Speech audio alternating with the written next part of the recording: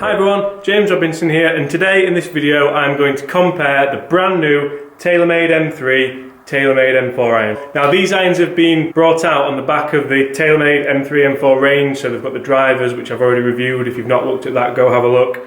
Very, very impressive clubs. We've got the hybrids, we've got the fairways, we've got the irons to match.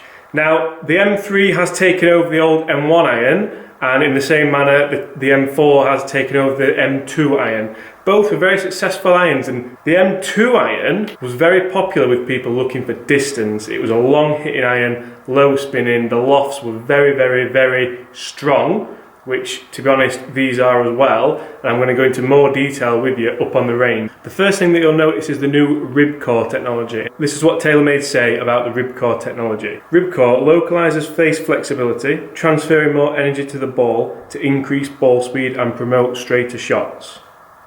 Fantastic. In layman's terms, what that is it's these two bits of metal here, and what that does is it stabilises the face, okay? So where have we seen that before? Jailbreak technology maybe? I think a lot of these companies, when something works, they all kind of run with it, which, I mean, you're going to do, aren't you? Another piece of technology which we've all seen before, the face slots.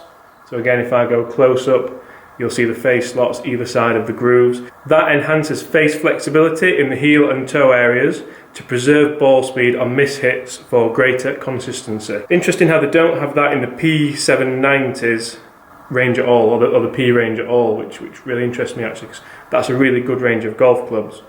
We've also got the speed pockets on the bottom. Now you only get those down to about 7/9 in both sets. That improves low face flexibility to deliver more ball speed where golfers commonly miss hit. These are all what Taylormade are saying. I'm taking them off their kind of website there, so that's not what I'm saying, that's what they're saying. I'm just transferring that to you. We have the low CG design, so the fluted hosel, which you can't actually see on this one because this is a fitting iron, but I will get a close-up of one for you, so if you look now, that's up there. The fluted hosel and 360 undercut enable the relocation of weight, lowering the club head to improve launch, spin and forgiveness. So what they're saying there is because we've taken weight away from this area of the club, we can put it in this area and it's going to be a lot more forgiving. Really interesting.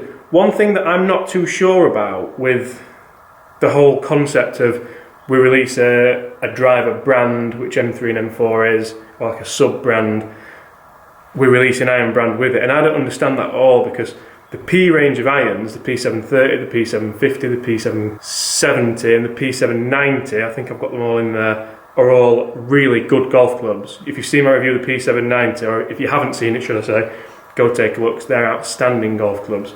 So what do these offer that the P790s don't offer? Right, anyway, that's enough of that. Let's get onto the range, let's check out some numbers, see what the clubs do, see how they feel. They look really good actually. The M3 looks beautiful. They've gone for a sleeker design, less colours, beautiful club. The M4 is a little bit more colourful, so you've got the M Sport colours there, blue and red, and it's just a lot bigger, so it's going to be a lot more forgiving. Anyway, like I said, that's enough of that. Let's go onto the range. Right then guys, we're out here on the range and I've got the M3 in my hand, so we're going to hit this one first. I've got the flight scope set up. I'm going to hit some shots, hopefully some good ones, but hopefully also some bad ones, and let's see what happens to this ball flight. This is going to be interesting.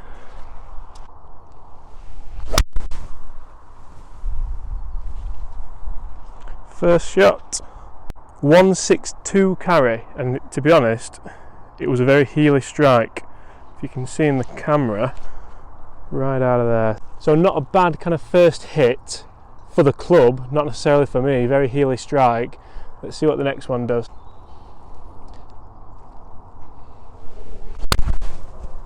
Thin, not swinging it very well today. Thin 165 carry.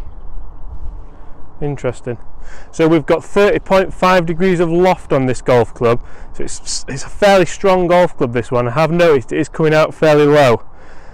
Initial thoughts on the look down at it, it does look, to be honest, it does look quite big, and this is the smaller of the two, so I can't imagine I'm going to enjoy the look of the M4. Let's go one more with the M3, see if I can actually get one. Oh yeah. One thing that I guess is to be expected with these clubs is spin rate, or the lack thereof. I've just hit a couple of shots with the M3 and the spin rate is like 5,000. That's nowhere near where it needs to be for a 7-iron. 171. So we can see there that when you do get one, these clubs do fly really well. To be honest, feel wise on the M3, if you've not seen my review on the Taylormade P790, go check that out, because feel wise this one doesn't come close for me. Personal opinion, but it just doesn't come close.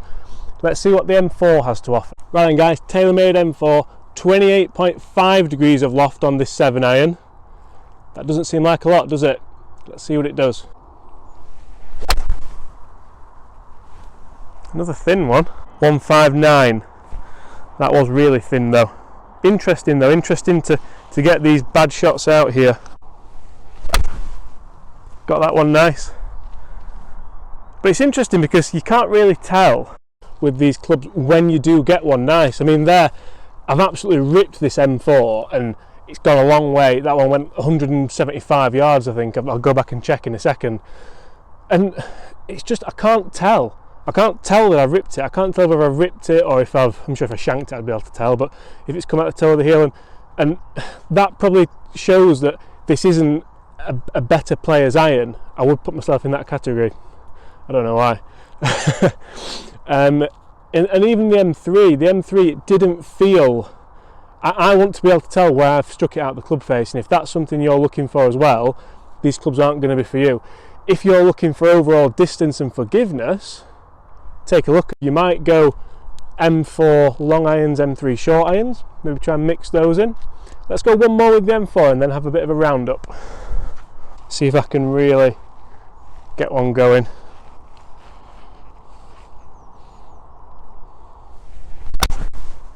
Yeah, I say yeah, I don't even know. I think it was out the middle. Yeah, I can see the residue on the face, so it was.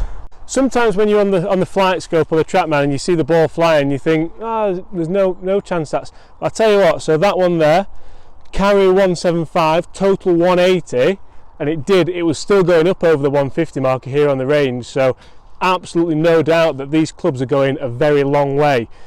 Spin rate, get ready for this.